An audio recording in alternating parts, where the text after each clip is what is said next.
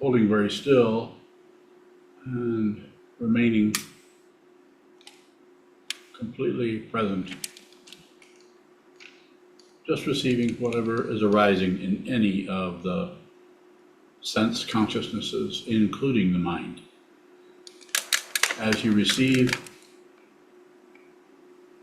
make no comment, no description, no naming, no evaluation, nothing at all. If you can't do that, don't worry about it. Just observe.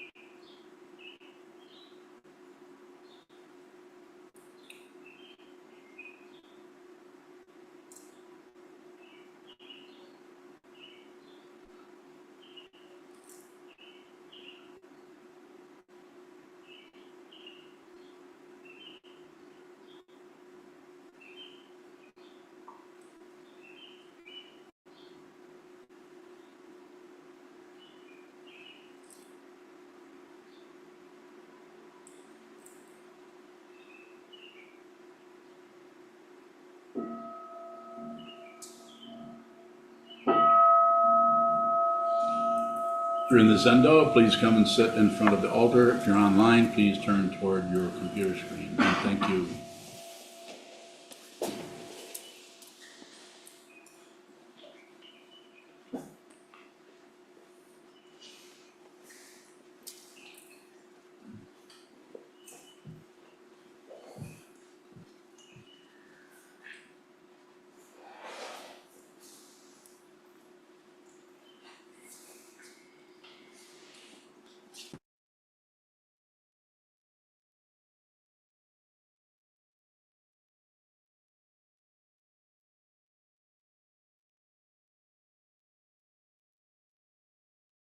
Very good. Thank you for coming, for participating in this community and in this about to be Dharma talk.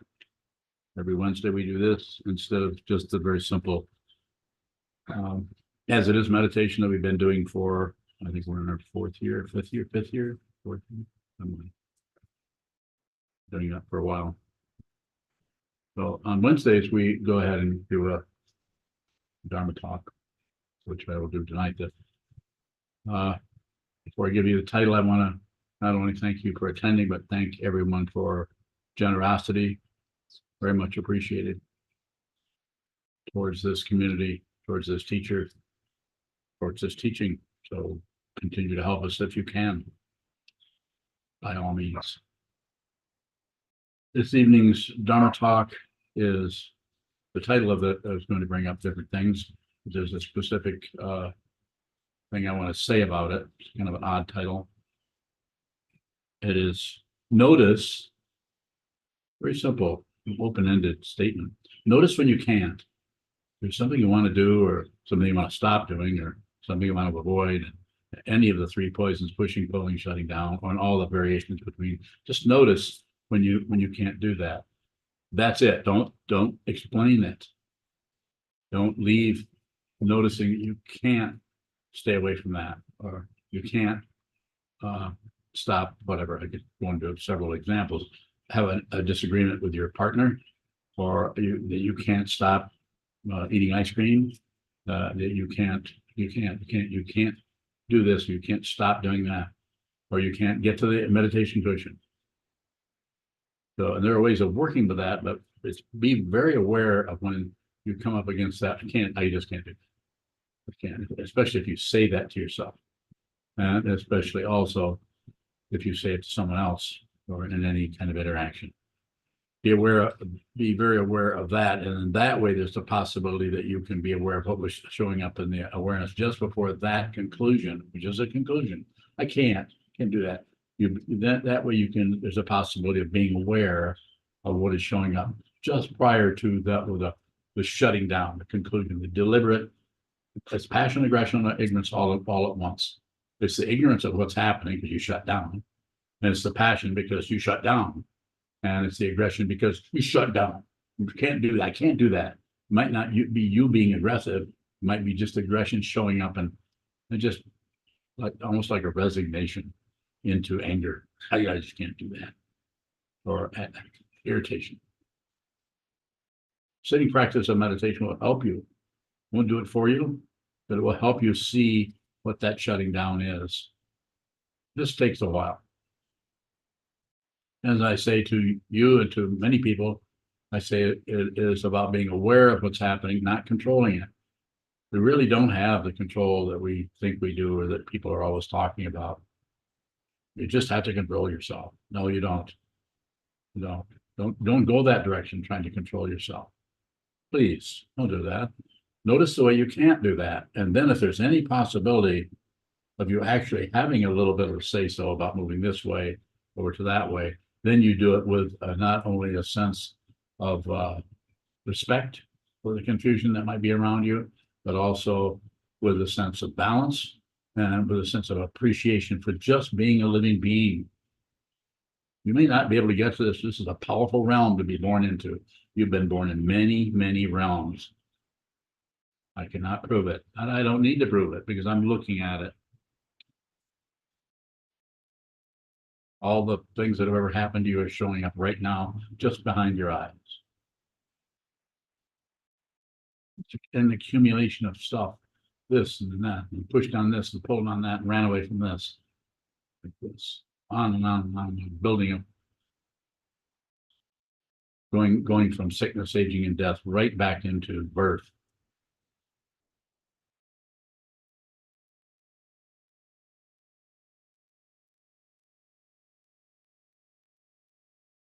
So again, it's about the awareness of what is happening in the mind stream, not the manipulation, control, getting control.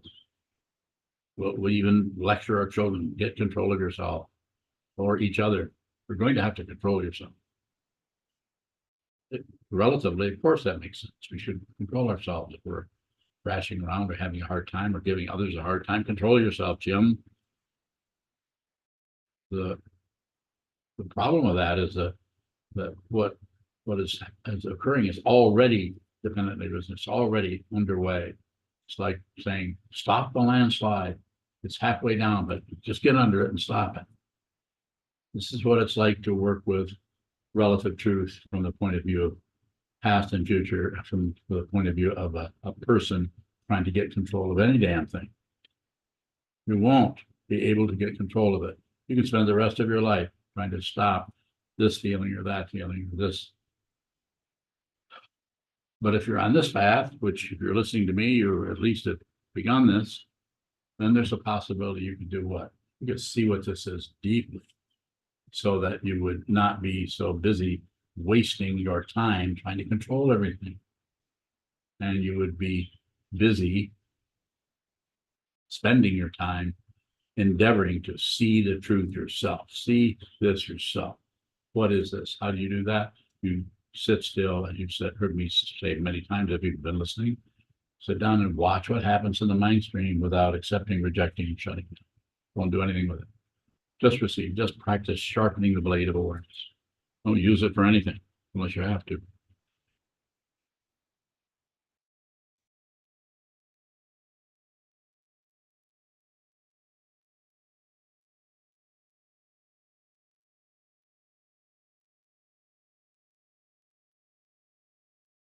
One of the difficult things with just being aware is the feeling of being kind of helpless. The longer you sit here, the more the ego chatters, but you're going to have to do something. You can't just sit there. How many times have you said that to yourself or even heard someone say it to you? You need to do something. No, you don't.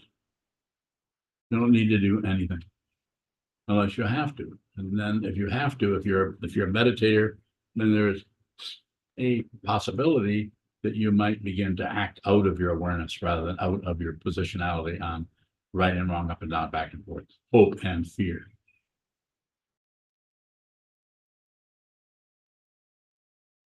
You're going to have to do some of that. No way to be a living being without functioning in that way quite a bit of the time. But even in that case, it's about being aware that that's what you're doing. That's what you're pushing, you're pulling, being aware that that's happening. Being aware that something happens, you don't like it, so you go to war with it. You might do it day after day, week after week, year after year. And it just gets exhausting, especially if you're a meditator. It just gets exhausting. And we eventually come to an understanding that we don't have control over that. The ego mind will continue to fight with it because it gets a credential out of what? Losing. When I sometimes say, lose the war. In other words, the war in here, saying, I'm not talking about the ego losing. I'm talking about fundamentally, stop fighting with everything. And the only way you can do that is to be aware of how much you keep objecting to things, objecting to your own thought stream. Something comes into your mind and I shouldn't be thinking. Something else comes in and you want to push it away, you want to stop it. I need to stop thinking that or doing this. Sometimes very kind, sweet, lovable, basically harmonious people have intense violence arise in their mind stream. If that's happening to you, please don't fight with it. Just don't agree with it, but don't fight with it because it goes underground. I'm not saying that'll give you ulcers, but it might. It doesn't, you can't stop something that has that kind of the kind of force that a landslide that has all kinds of momentum behind it, the momentum of lifetimes. I'm not here to convince you of past lives, or I don't even believe in that stuff. I don't believe in anything. And there's not much that I disbelieve in, nor there's much that I'm going to ignore. And that's what I teach. Receive it. Whatever shows up, just look at it, smell it, taste it, hear it, feel it, think it, receive it, receive it. Be very generous with your attention. Give everything your attention. As it has been said in the teachings way before I got here, everything is preaching the Dharma. You're not separate from anything. Everywhere you look, if you see what it is,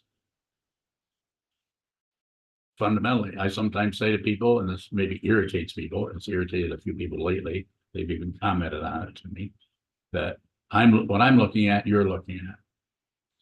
I know what it is, you don't. If you did, you wouldn't be here. You wouldn't be here listening to this silly old man. You'd be somewhere knowing what this is, no longer at war with anything, no longer agreeing with anything, no longer fighting with anything, and no longer ignoring anything. You would be liberated. You may be still alive, you may not be alive anymore. Consciousness does not need to be alive. It isn't alive. Bodies are alive and then they die. Things come and go and come and go. Who you are does not come, therefore it cannot go. But if you don't realize it, then it gets tied up with that which dies, and then you die when you die.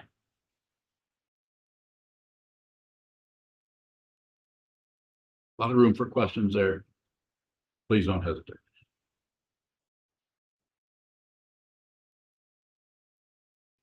Is Kant always passion, aggression, and ignorance? Excuse me? Is Kant always passion, aggression, and ignorance?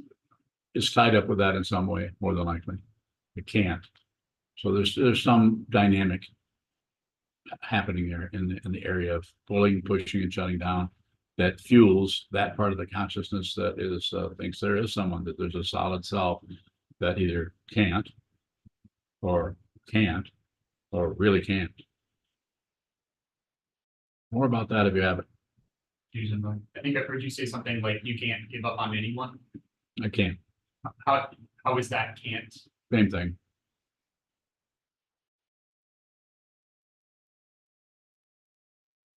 Surprising. Would you think that would be different? Same thing. There's not two things anywhere.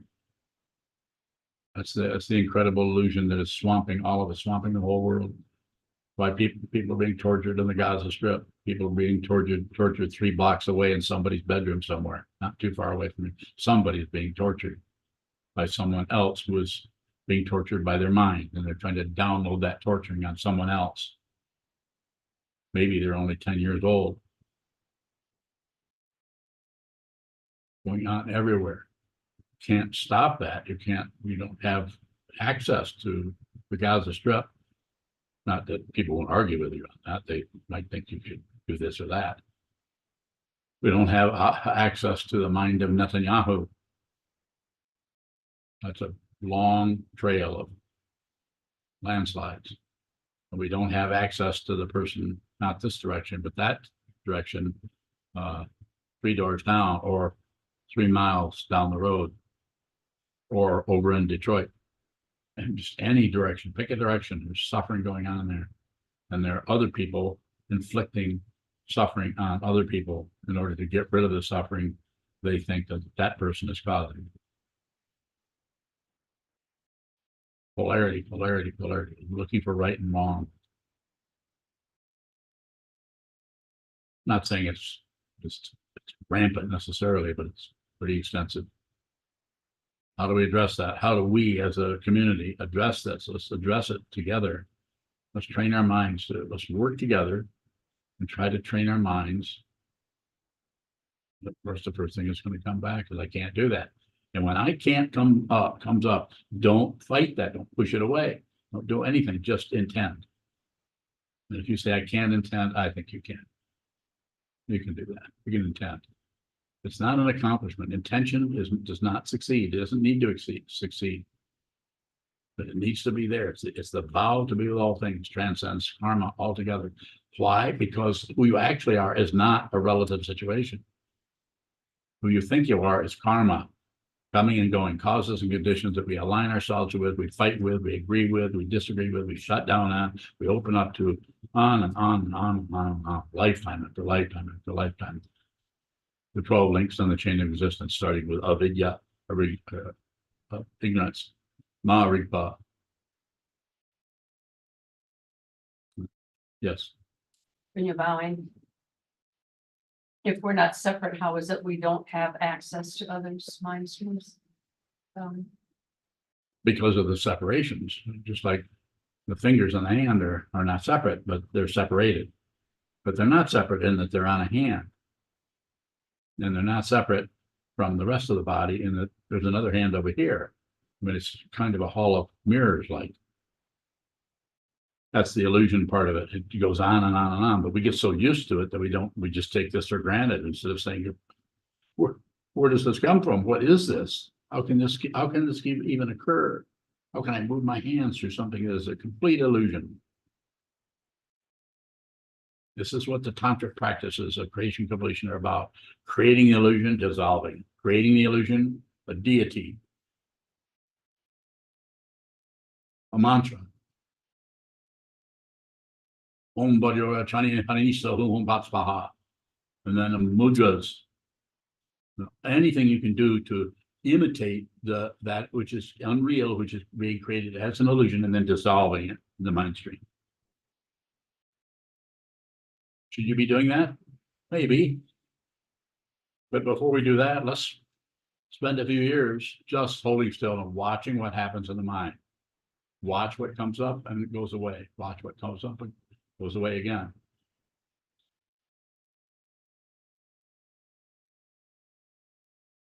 When you're bowing, so are you saying that if we have an intention for, I'll use the word peace, that does not influence someone like Netanyahu bowing? I'm not sure I'm following I can tell there's a question, but I'm not sure how the inquiry is showing up. When you're bowing, does our intention, our individual, apparent individual intention affect others bowing? Let's put it this way, it affects, but there are no others. That's the illusion. Netanyahu is an illusion. You're an illusion. We're all illusions, but we're in a situation where this is very, very convincing. But while you're in this illusion, you happen to stumble into the spiritual path. You stumble into a teacher who sees things a little bit differently than most of the people who are fighting with each other and going to war and locking people up and punishing people and trying to make this work through using conventional controlling means.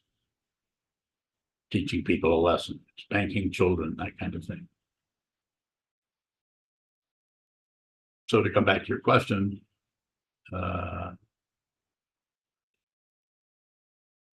not in the way you think, and that if you have a good intention or a powerful intention to see the truth, and you have an intention to be with all things, you have the intention to save all beings, yes, that does have an effect, but not in the relative sense that somehow echo is going across and coming into Netanyahu's mind and he's being affected. I wouldn't rule that out, but I'm certainly not saying that that's what's happening. It's more than that. It's not just a simple cause and effect. It is beyond cause and effect. Cause and effect is just more karma, more landslides. When you're bowing, I think you say, and I've heard Suzuki Roshi also say, when he looks out and sees people, everyone's a Buddha until they open their mouths. Yes. Is that because we don't recognize that we're a Buddha? Yes. If I meet someone, which I have not yet, not lately anyway. I've only met 2 Buddhas, maybe 3 face to face.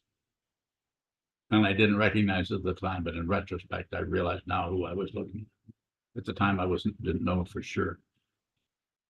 But I'm looking at you, I'm looking at everyone in this room, and I don't see anything but the Buddha everywhere. Everyone I meet is a Buddha. But you don't know that.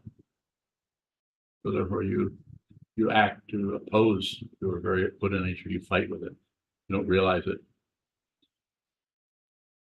Does it look like I'm realizing my Buddha nature? Well, what the hell are you doing in here anyway? Why would you come in and listen to a person talk? Yes, In your mind, is it necessary for others to recognize a Buddha bowing? you mean to think I'm the Buddha? Or you said you've met 3 Buddhas that I've you know met of. 3, I'm pretty sure that 3 people I met that I don't have access to today because they're all deceased. But I think they were living Buddhas. Is the Dalai Lama a living Buddha? I have met him. I would have to say yes. I left him up. He wouldn't mind though. The Buddha never minds.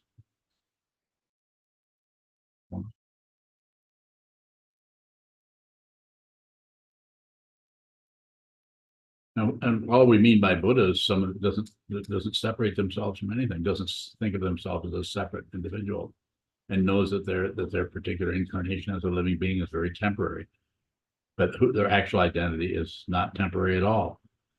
If you were to use a word, it would be eternal, but even that doesn't apply because it still looks like time really stretched out or something, and it actually it's beyond time. Questions are good if you have them, please. Don't hesitate to challenge me if you feel like you have the understanding to do that. When I say challenge, I'm not saying attack me particularly, but I'm saying if you think you have some insight into what I've been saying or what you understand and you would like to interact in that way, then I welcome that. Yes, In your mind, what is necessary to say yes to the teacher bowing? that's it. So just say yes. And what if you can't? Then intent. It's difficult. You know as much as anyone how hard this is. Maybe more than most of the people in this room. Jishin, Jishin bowing. What is affected by our intentions? Bowing. it doesn't matter. It's not a relative situation, even though the intention maybe have a relative tone or quality or even story. I vow to be with all things. What's that mean? That means that whatever happens, I'm with it. I'm there. I don't agree with it. I'm with it. I don't have to agree with this kotsu to be right here in front of it. If you come to me with negativity, I'm with that. If you've ever sat in front of me for any length of time, you probably are not going to find a particularly disagreeable person. Unless you do, you could. Unlikely. No matter what you present. So it doesn't mean, Jishin, doesn't mean that might show up as having a relative, some kind of relative, the conventional word, of course, to be results. That could happen also. Very possible. I intend to see that there's a community mindfulness center next door over here. And at one point I intended for there to be a monastery here, way before there was one. Here it is. So that doesn't mean that my intention was somehow I did this all myself and I created it. No, I did it with people, with other people, do it as a community, as a sangha.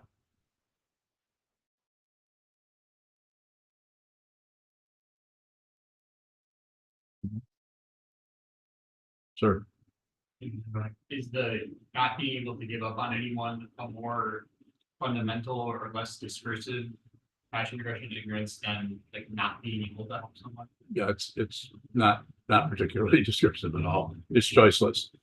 Will be the next word coming out of my mouth to talk about it. It's not that I didn't at one point a long time ago take or receive or observe, begin to observe a vow to be with all things. So put all this before myself. Started a long time ago when I first received those vows from Untitled Chapter. And so, but it just goes beyond that. It becomes just choiceless. It's not even something you're doing anymore. The intention just takes over And the intention, it just comes up in front of everything. And you can tell, because you can tell the difference between what you would like as an individual person, this guy here, who was born 83 years ago, and the person who is functioning as a Dharma teacher sitting on this seat, wearing the robes of the Buddha. It's a spiritual path. It transcends everything, transcends this world, transcends life and death without budging an inch, and it's choiceless. And you've received that vow. Almost everyone in this room has received that vow, the vow to be with all, the vow to save all beings. Not something you do, but it's something you start out doing. You have some kind of inspiration to do that. You feel it, you smell it, taste it, touch it, hear it, you think it, and then you begin to do it, and then you realize it's quite a bit different than what you thought. Maybe a lot more difficult than what you thought. But as Trungpa Rinpoche once said, better not to begin, better not to even start the path. Just don't even do it. Do something else with your life. But if you start, better to finish. A few of you have heard me practically yell that at you. Those of you who received the vow have to do this. If you're going to do it, do it. If you don't, there are people out here who have been students of mine for quite a long time who have never received vows. I would say don't do it unless you have to. But if you have to, then do it. And if you have received vows, then complete the path. Return to the three jewels every day. Return to the attention to just be with all things, which is the Bodhisattva vow, the vow that transcends karma. How could that possibly transcend karma? Well, because you're going to do this no matter what. You aren't looking to relative success and failure. So it's beginning to transcend relative truth by not ignoring relative truth, but not looking for results. I'm not concerned with results. I sometimes say it a different way. If you see what this is, the only way you're going to know that you see that anything is different is you're no longer concerned with how you feel. You're no longer an individual, but it doesn't show up as I have this experience that I'm not an individual anymore. I've somehow transcended my whatever. No, you just notice you're more concerned with what's happening with others than you are with yourself. You want to be of service to others, and how that shows up isn't always that agreeable to those particular others. You're not working out of relative, you're working out of an ultimate understanding of what this relative situation is. And what is it? It's empty of other. It's also empty of self, but the fundamental understanding going further than that. And this, I'm not disagreeing with any other teacher particularly. This comes out of the Jonang tradition, and also the those that I was reading today, Dolpopa.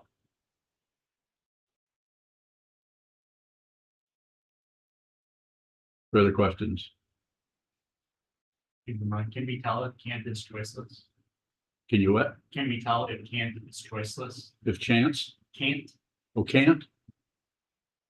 Like, it's going to feel pretty, if you can't do it, it's going to feel kind of choiceless. Like, I can't do that. Won't it? Is that what you're getting at? So that's quite a lesson right there. A little bit. I'm not sure what you're looking for, and so I'm hesitant to ask a question, answer a question you haven't asked. I think you described that not being able to give up on anyone as choiceless. It is. So I'm looking at the contrast with if it looks like I can't do something relatively, if No, that's a choice. To me, it's choices. You is, oh, wait a minute, I was wrong. It's also choices. But it's not choiceless in the same way. The two kinds of choicelessness are the one where there's no one there, so there's no one to make a choice, and there's no polarity between two different things. So therefore, you just do whatever. If the wind is blowing this way, you fall over. If the wind is blowing that way, you fall over. But if the other kind of choice is the wind is blowing this way and you fight against it because you can't go with the wind, that's called, how's that spelled? Eljo, ego, that's right.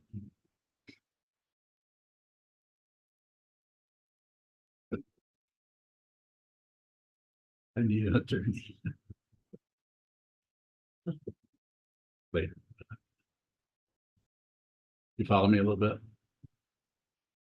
If you're going in against something, this doesn't mean that there's some kind of terrible evil thing happening and it's just easier to just go with it. Don't mean that. I mean, you may go totally against that because the wind of choicelessness is blowing in another direction.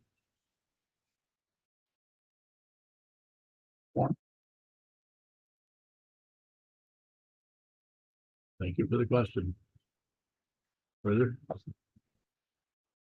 Madame, You're bowing. When does the polarity of two things fall away? when does the polarity of two things fall away? When the belief or the grasping, rejecting, shutting down of otherness, other, when it looks like there's something else over there, when that just comes apart, there's no self and there's no other. Then all the grasping and shoving and pushing and pulling and fighting and wanting this and not wanting that just stops. It just stops happening. And the interesting thing about it, even if it stops happening 3 weeks from now, if it starts to come up again, if you really realize your true nature, you won't care what happens. Ego can resurrect itself and come right back as all upset about something. My ego's on the leash all the time. A few of you have seen it.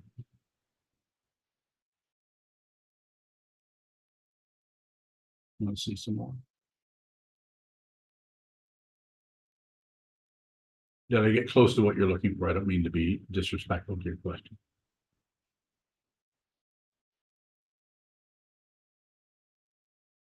You're bowing. When at some point, does the relative world stop being two things? Yes, it stops being over there. It's always just you're just looking at your mind stream all the time. Whether you're looking this way, it's the mind stream. If you're looking this way out here is interesting because not much is happening in this direction. Unless it's happening out here, and then not two. There's not two. The two-ness, the duality, you heard of that teaching, Advaita, non-dual. You can any two things, inside, outside, existence, non-existence, life and death, enlightened beings and deluded beings, any polarity you can find. This is the true spiritual path, as I understand it and was taught this. They're not separate from each other. Pretty mind-blowing to use the conventional expression because you can't find a reference point anywhere. And at first, if there's ego, if there's still some kind of self-centeredness that's grasping, rejecting, shutting down based on hope and fear, there's going to be some intense paranoia. And you or I or any of us may look to blame somebody for what's happening. But there are no blames. All dharmas, as it says in the teachings, are without blame. There's no first cause for anything. Beyond bowing. The more we include, or the more that is included.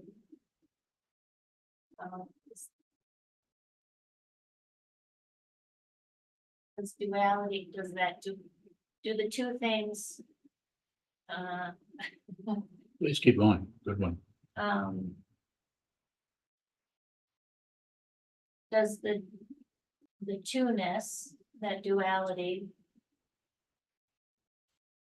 fall apart as you include, as there's more and more inclusion as we include? So the teaching of include or inclusion is a practice. That's the ground path of fruition. The ground is pain, suffering, disappointment, dissatisfaction, horrible feelings, all the crazy stuff that happens. And the path is train your mind to see what is happening. What is that? This is what the Buddha started, and other traditions before Buddhism. Hinduism started working for this also. And other traditions that I might not even know about, probably don't know about. So the idea is to practice, sit still and just include what happens in the mind, so that when you get off the cushion and you go to the grocery store, interact with your family or whatever, that you can begin to include and be respectful to the confusion, because quite often what comes to us in our everyday life, all over the world, is intense warfare, conclusion, and confusion. And it's difficult to not to be seduced into fighting with that and trying to stop it. And you see a bunch of confusion or people doing things incorrectly or harmfully, you want to stop them. So this is where the warfare comes from. The whole country's being led by crazy people. When I say crazy, I'm just saying they're in the society and the culture, they're fairly sane, some of them. But the fundamental understanding has not been seen. So that's why the spiritual path is very, very rare. What you're studying here is unusual, as I'm sure you know. So to go a little further with that, the practice is to include until you see there isn't anything to include. Because the path of including is taking the negativity, everything, just, it's kind of like saying being okay with it. So you're not going to fight with it. It feels kind of simple-minded at first because you really don't like him or her, but you're not going to fight with them. And you might even say, how's it going? And how are things going for you today? Even though you're really rather not be there talking to them, because they're kind of irritating. They're all wound up in themselves, self-centered or whatever, but you're going to do it anyway because that's your path. You're just going to be with all things, starting with difficult people. And then as you go along, you begin to realize that you can do this, that you can actually be with others. And then you find that people might give you some feedback that they feel supported by being around you. You're a psychiatric nurse. You wouldn't be in that profession if your intention wasn't to really help others besides making a living. And I'm sure don't you have patients, patients that are very appreciative of you and your style and the way you work with them? Sometimes, well, probably most of the time. Not saying people don't take exceptions. The spiritual path is just a deeper version of the same thing, except and including you just go and you just include everything, not only what happens out here, but what happens in your mind and in the minds of those you're close to. No more war. This doesn't mean you agree. You might not agree at all, but you might be more accommodating for them because you understand that the confusion they're going through is because they're suffering so much. You begin to get some insight into your own suffering. Still a path quality. Ground is suffering, disappointment, delusion, and now you're actually working with that through your sitting practice, the meditation, your awareness practice, your study of the Buddha's Dharma, working with the teacher, working with the teaching, working with the community, working with your relationships, just working at endeavoring to receive that. And then if you want to call it a completion or fruition of that, is you eventually see the truth that there are no separate beings. So there's no one to receive. So therefore it's very easy. You could say it's choiceless. You just receive everybody because they're there, they're suffering, you receive them. And if they show up in such a way that you can help them a little bit, maybe you will help them. And maybe you will say, why don't you try this or try that? You might do that. Just like people sit in front of me for meditation students, I try to help them as much as I can, just in a relative way, including, well, you know what I mean. I have students that are a long ways away from here. They called me and wanted me to come there. I'd do everything I could do to get to them. Not because I'm a saint, not because of anything, because I've been asked.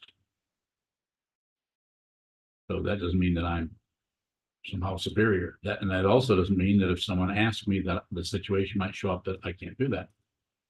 But I wouldn't make up my mind ahead of time that I'm never going to do this or that. So no standards are set up. We're getting closer to what you're looking for.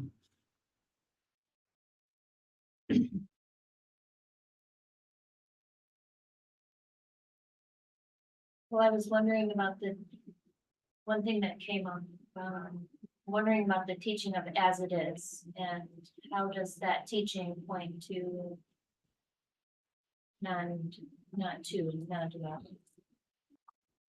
Whatever shows up, don't object. Whatever shows up, don't agree. Whatever shows up, don't ignore. Just as it is. Very simple, just as it is. Actually, my Dharma name, Sokuzan, means as it is mountain.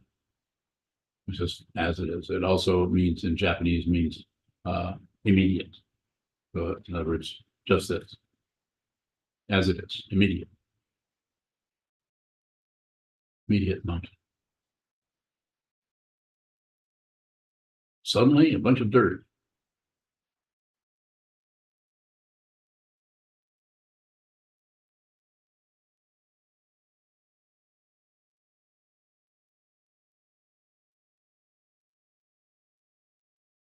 I have time for a few more. If there's another question or two out there in Zoom.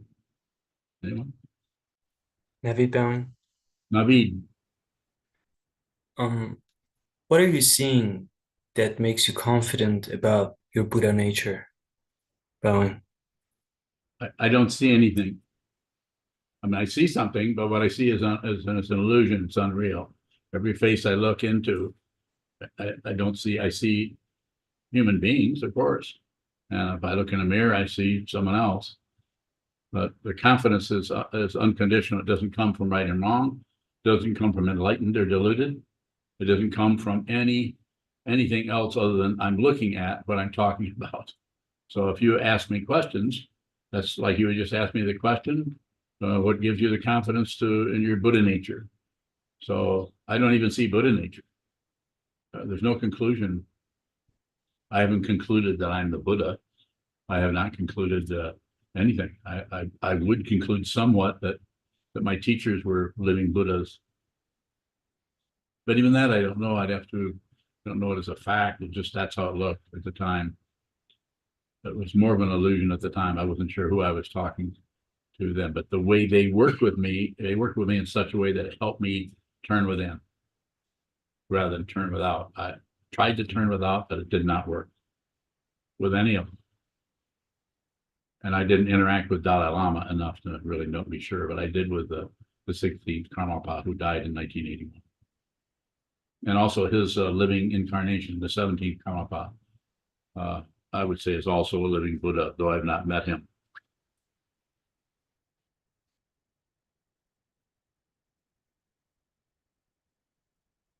Further, Navid?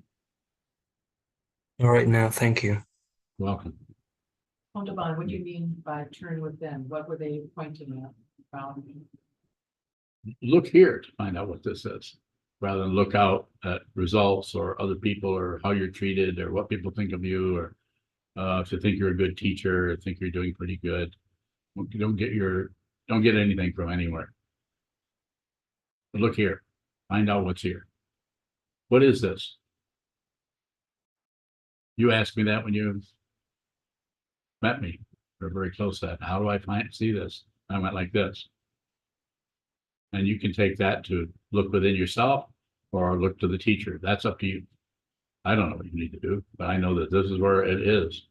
And it's not your blood pumping organ, nor is it your heart chakra, nor is it two fingers to the left of the center, as Ramana Maharshi pointed out. I'm just saying that this is where it's at. This is where you would look.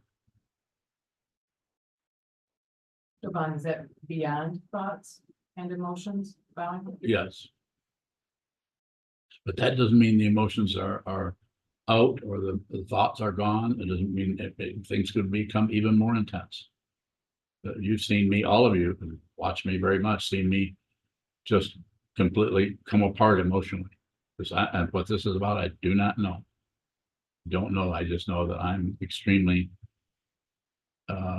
emotional at times, where I can't talk. But I'm not trying to stop it particularly, nor am I trying to enhance it or explain it.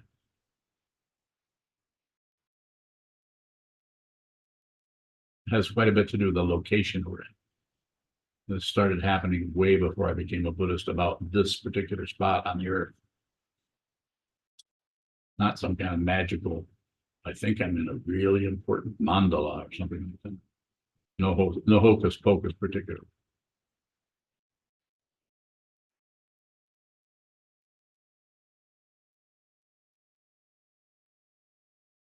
Any further questions?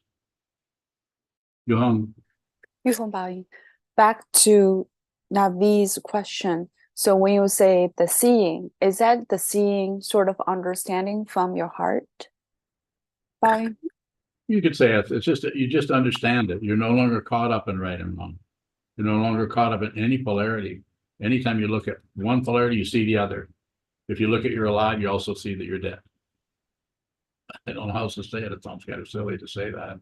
I'm still here and I have hands. I can clap.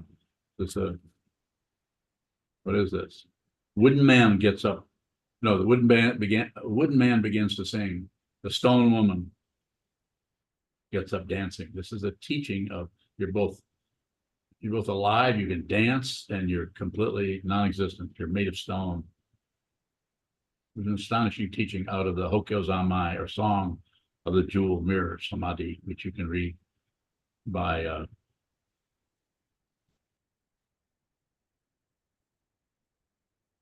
what's his name?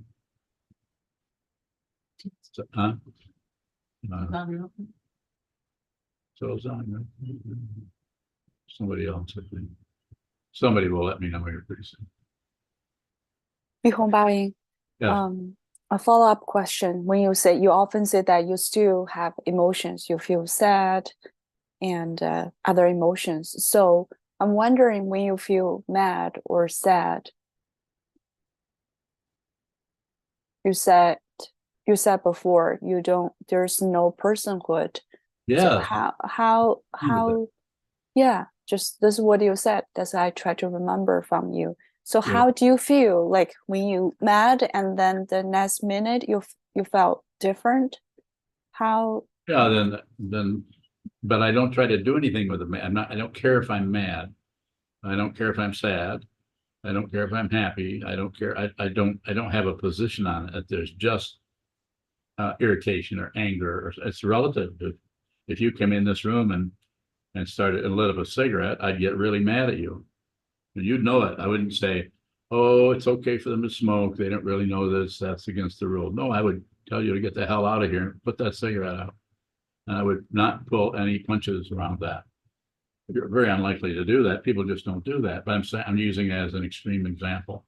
Someone else can come in here where everyone is wearing black, and there's just a general convention that you wear dark clothes in here, wearing a red shirt, and wouldn't ask them to leave.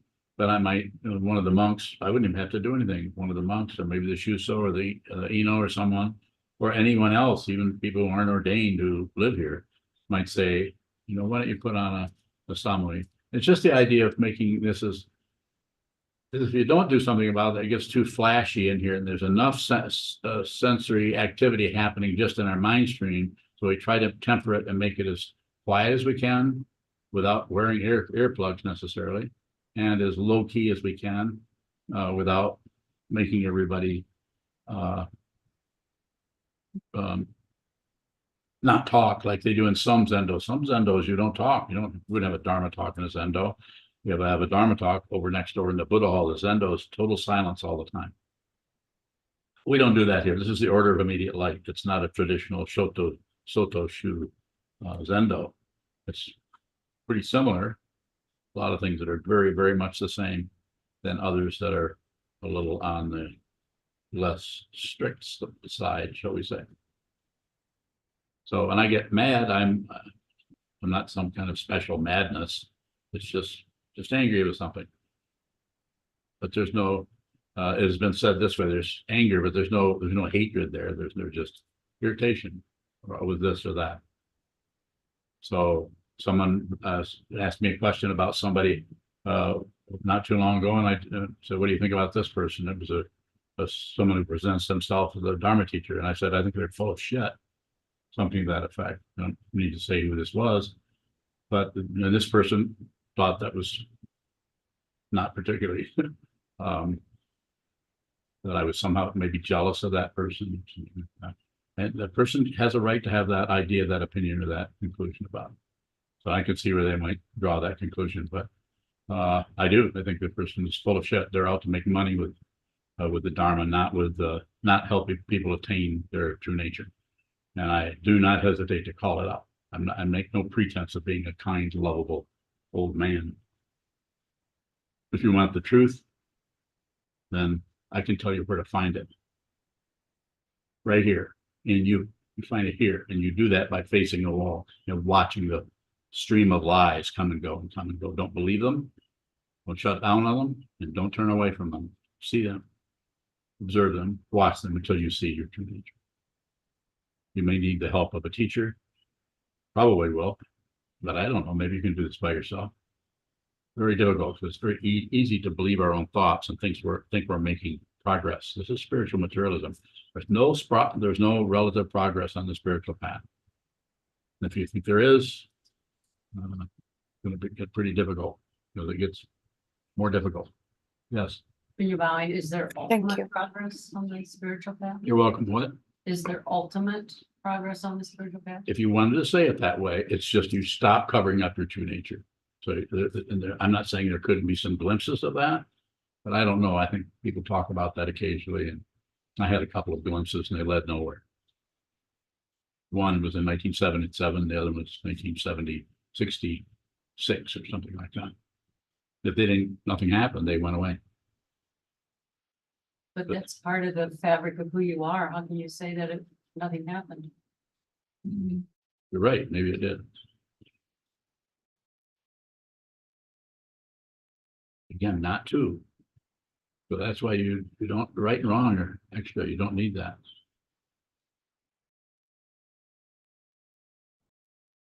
You're welcome. If you know what you're thanking me for, you're very welcome. Sir, Yeah, combined question from Martine on YouTube. Martine, If time is illusion and suffering is an illusion, then how to feel motivation to work on getting nowhere? I don't think it can be done without a teacher. The way you asked the question. Now, I'm not saying other people couldn't meditate without teachers or approach this in a different way. Go study shamanism or go study Theravada Buddhism or study under some other teacher. I mean, I'm not saying that might not be workable to some extent. But to Martine, the way you're asking the question, I think it sounds like you need a teacher, not me necessarily, but I don't know, I can't remember where you're located. Is she in Europe? Neil Combine, he is in Latvia. He is in Latvia. Yes, Martine, yes. possible to find a teacher in Latvia, probably. He has another question, how to stop laziness? Don't worry about it. It's the intention. It's a really good question though, but because you're talking to a really lazy person. I don't want to do anything. Just want to lay around and sleep, don't I? Watch movies. I want to lay around, watch movies. In other words, entertainment. But I'm very fussy. It's got to be at least a B movie. I won't watch it. And if it's a B movie, then it's got to be at least science fiction. Because those are the only B movies that are any good. And I got a whole list of them. Martin. So, but it's a sincere question. I understand. I would just say, just do the best you can. Just try not to work with it by maintaining some kind of exertion. Stay with the intention to do it rather than maintaining some kind of state of non-laziness or some state of exertion. Just return to that. Return to if there's laziness about sitting, I know all about that. It's difficult, but you do it anyway. Return to it, return, and then get up for 10 minutes, go walk out in the kitchen, get a glass of water, turn right back around, come right back and sit right back down again. Don't ring the bell again. Make sure it's a continuation of the first bell. First bell is the intention. That's it.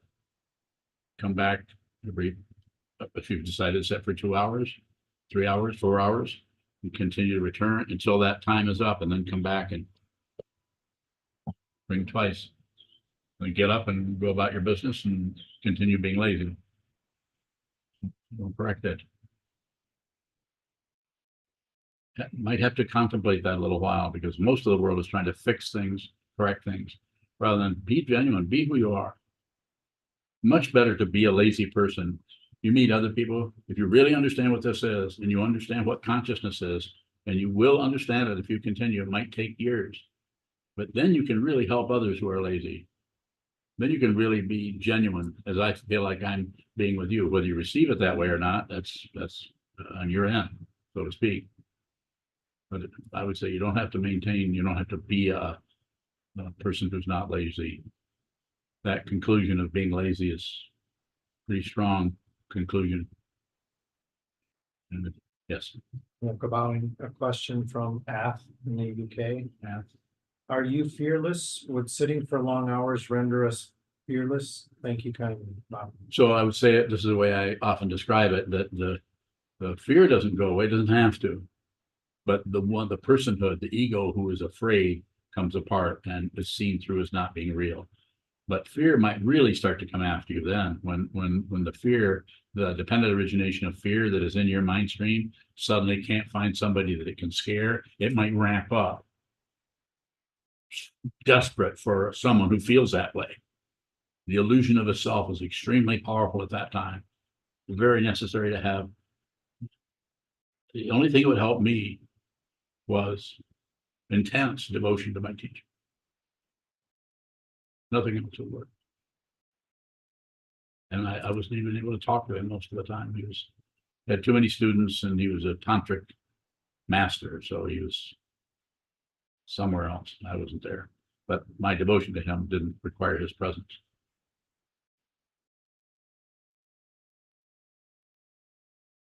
Is there a final question? I can take one more and then we'll close.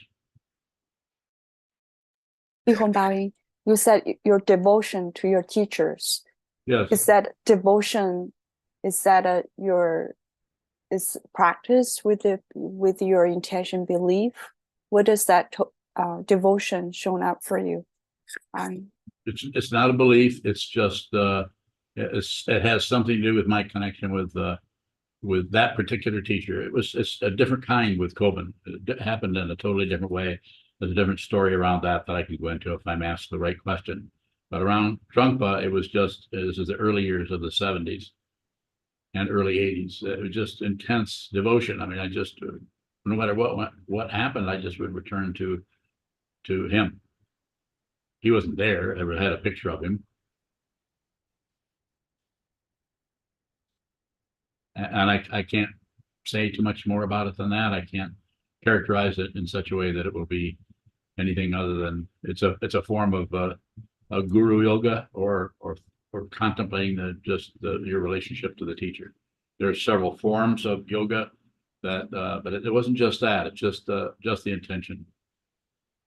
Bring it to the teacher. Take it to the teacher. That's what I would do. Anything that went wrong, I took to the teacher in my mind stream. I don't teach that. I don't say that I'm your guru. I don't use that title for myself. That would be up to you. Yeah, Yihong Baoying, you said even with just a picture of your teacher. Yes.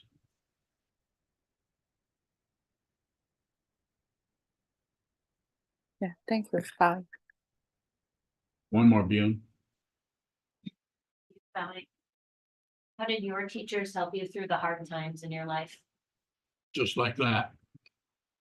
Through my devotion to the Trungpa, and then later on, I had to look back and see the way that Kobun helped me.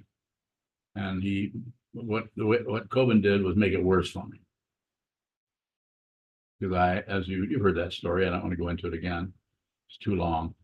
But basically, I asked him to receive Jukai, to be my teacher, and he corrected me, and basically would never talk to me again.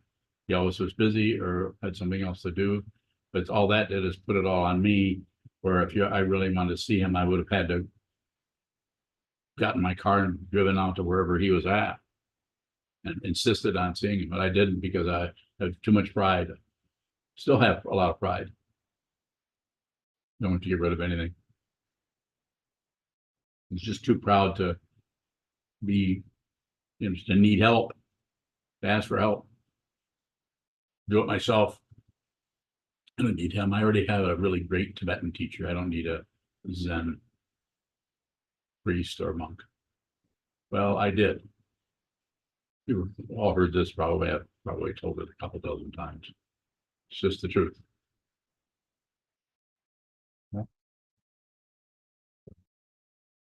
You and I. You had intense devotion. And yet you stayed away.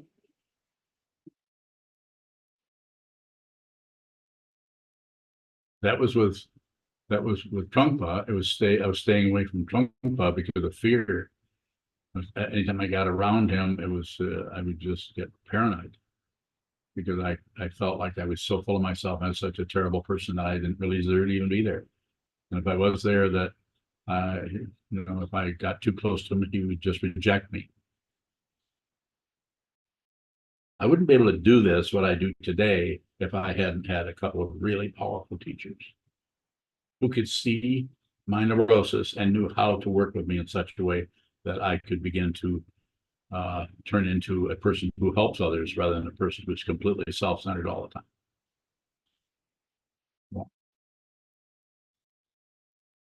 Even bowing. When I asked you how your teachers helped you through the hard time in your life, did I hear you say it was your devotion that helped? Yeah. Your devotion to your Yeah. devotion to your teachers. Oh, yes, helped you that's what through it your is, hard yes. times. But they had to be such, they had to manifest in such a way that they magnetized my devotion. They had to magnetize it. And that's true with some people and not with others. I have people who've been students for many, many years who are not particularly devoted. And they like me all right, and they listen to my teaching, and they practice meditation. There's not a strong dynamic happening like that, and there does not need to be. It's not something I'm requiring of anyone. Do what you need to do. You do it. I'll meet you wherever you're at. I'll meet you in hell, but that's what it takes. I've never really left there. Why? It's an illusion. I know it's an illusion, but you don't. Therefore, I can meet you anywhere. More. Okay. Okay, Jishin, you've had I know you're not praying, so I'm gonna call on you. Go ahead. It's the last one. And then we can all go and watch the news. In bowing. This was quite interesting what you said about bringing to our teacher in our mind stream something which we experience in difficult time. Yes. And I'm just wondering whether it can be just the same form as being in front of you, even though being in a distance, I don't have that opportunity. Would it have the form like certain offering and exchange with you in my mind? Yes, there's several forms. I don't teach a standard situation. I'm just saying offer incense, prostrate or bow or something. You can make some kind of a gesture towards the teacher, towards the Buddha, the Dharma, and the Sangha. I'll leave that up to you. I don't want to get too complicated. Our culture is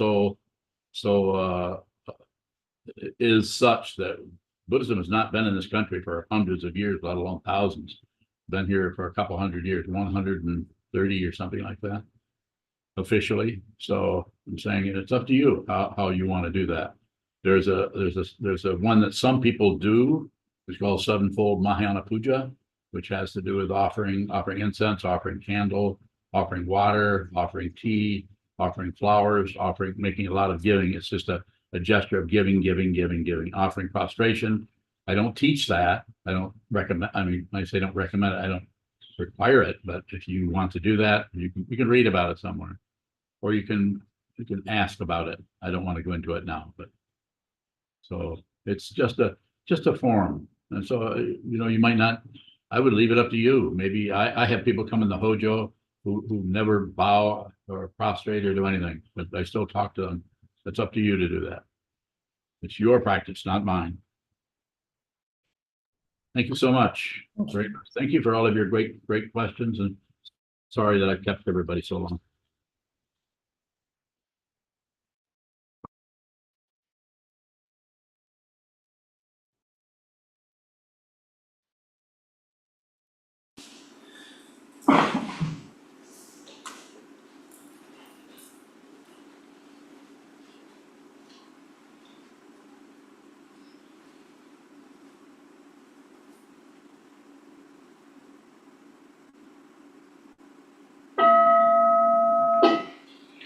the merit of this penetrate into all places, so that we and every sentient being together can realize the Buddha's way.